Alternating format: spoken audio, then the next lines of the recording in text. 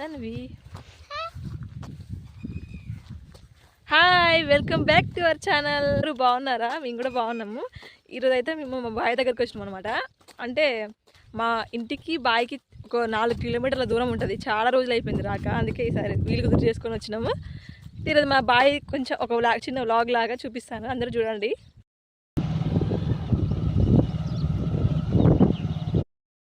అటు చూస్తుందండి ఇది. అమ్మో. Hello my dear subscribers, welcome to our channel. అసలు ఈ వ్లాగ్లో అయితే మాది ఏ ఊరు, ఈ బాయ్ ఎక్కడ, మాకు ఎన్ని ఎకరాలు ఉంది, ఇంకా మాకు ఎంత ల్యాండ్ ఉన్నది మొత్తం డీటెయిల్గా చెప్తాను. మా ఫామ్ టూర్ అయితే చూసేయండి స్కిప్ చేయకుండా. మన ఛానల్ని చూసిన వాళ్ళైతే సబ్స్క్రైబ్ చేసుకోండి మర్చిపోకుండా. అంతా కూడాను పెసర చేను, అంటే పెసరపప్పు ఉంటుంది కదా, అదనమాట. ఎంత కలుపు ఉంది. కాకపోతే ఇది కోపించే టైం కానీ మొన్న వర్షం పడడం వల్ల మళ్ళీ కొద్దిగా పచ్చిగా అయిపోయింది. 2 డేస్ కనుక ఎండ కొడితే మళ్ళీ దీన్ని కోసేయచ్చంట. అంతా ఎండిపోయింది కానీ కొంచెం అక్కడక్కడ పచ్చి ఉంది. పచ్చిది ఇగో కాయిస్తారా లిఖితు, పచ్చిది ఉడకబెట్టి కొంచెం సూపర్ ఉంటాయి ఇవి. చిన్నప్పుడు మేము మస్తు తింటుండే ఇవి. ఒక 1.5 year బ్యాక్ నేను యూట్యూబ్ ఛానల్ స్టార్ట్ చేసినప్పుడు స్టార్టింగ్లో వచ్చి మా ఫామ్ హౌస్ టూర్ చూద్దాం రండి అని ఒక విలేజ్ బ్లాగ్ లాగా పెట్టాను. అప్పుడు సాంగ్ పెట్టాను అనమాట. అంత డీటెయిల్గా ఏం చూపించలేదు. మళ్ళీ అప్పుడు రావడమే, మళ్ళీ ఇప్పుడు వచ్చాను ఫ్యామిలీతో కలిసి. అయితే మా పిల్లలకైతే తెగ సంబరపడిపోతారు. అసలు జైలు నుంచి విడుదల చేసిన ఖైదీలు మాదే ఎగురుతున్నారు. వాళ్ళకి ఎంత హ్యాపీగా ఉంది అసలు ఇక్కడ. మళ్ళీకి అయితే ఫస్ట్ టైం ఇలాంటి ప్లేస్ నుంచి ఎగురుతున్నారు. సిటీలో ఇంత ఫ్రీగా ఉండదు కదా ఎక్కడ కూడా, ఎంత ఫ్రెష్ గాలి వస్తుంది ఇక్కడ. అయితే ఇక్కడ చూపిస్తున్న గేదెల కొట్టం ఉంది కదా, ఫస్ట్ ఇక్కడ చూపించింది ఫస్ట్ స్టార్టింగ్లో గేదెలు. ఆ గేదెలు అయితే మాయే కానీ ఆ కొట్టం అయితే మాది కాదు. ఈ ఇయర్ మా అత్తయ్య వాళ్ళు అయితే ఒక 8 ఎకరాలు అనుకుంటా, 8 ఎకరాలని కౌలుకి తీసుకున్నారనమాట. దాంట్లో కొద్దిగా పెసర చేను, కొద్దిగా పొలం వేసారనమాట. ఇగో ఇక్కడ అల్లదు అక్కడ చూపిస్తున్నారు, అది మాది. సో మా ఓన్ కొట్టం అనమాట. ఒకటేమో గేదెల కోసం, ఒకటేమో 2 రూమ్లు ఉంటాయి. ఒకటి పిండి బస్తాలు కానీ మందు బస్తాలు వేయడానికి, ఇంకొకటేమో ఎప్పుడైనా ఫుల్గా వర్షం పడి ఇంటికి రావాలని సిచ్యువేషన్లో ఉంటే అత్తమ్మ వాళ్ళు ఇక్కడే ఉంటారు అనమాట. ఇక్కడే ఉండాల్సిన అవసరం ఏంది అని మీరు అనుకోవచ్చు అడవిలో, కానీ మా ఇంటికి మా బాయ్ దగ్గరికి అప్రాక్సిమేట్లీ 4 kilometers ఉండొచ్చు ఖచ్చితంగా. అసలు మన రూట్ కూడా సరిగ్గా స్ట్రైట్గా బండి ఇక్కడ వచ్చే వరకు ఉండదు. అసలు అట్లీస్ట్ బండి రావడానికి కదా, సైకిల్ రావడానికి కూడా అంత వీలుగా ఉండదు, అంత దారుణంగా ఉంటుంది దారి. అందుకే మా అత్తే వాళ్ళు మా ఇద్దరే రావాలి పోవాలంటే ఇబ్బంది అవుతుంది.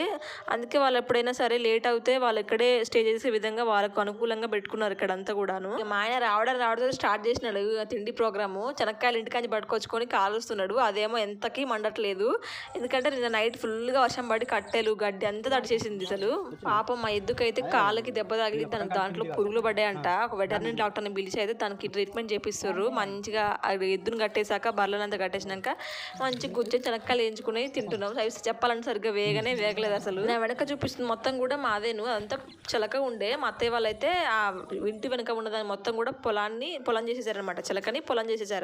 అదంతా కూడా ఒక 3.5 ఏమో ఉంటుంది అనుకుంటా. ఇక్కడ ముందు ఉంది కదా తాడి చెట్ల దగ్గర నుంచి ఇక్కడ స్తంభం నుంచి ఇక చెట్టు వరకు మొత్తం కూడా మాది.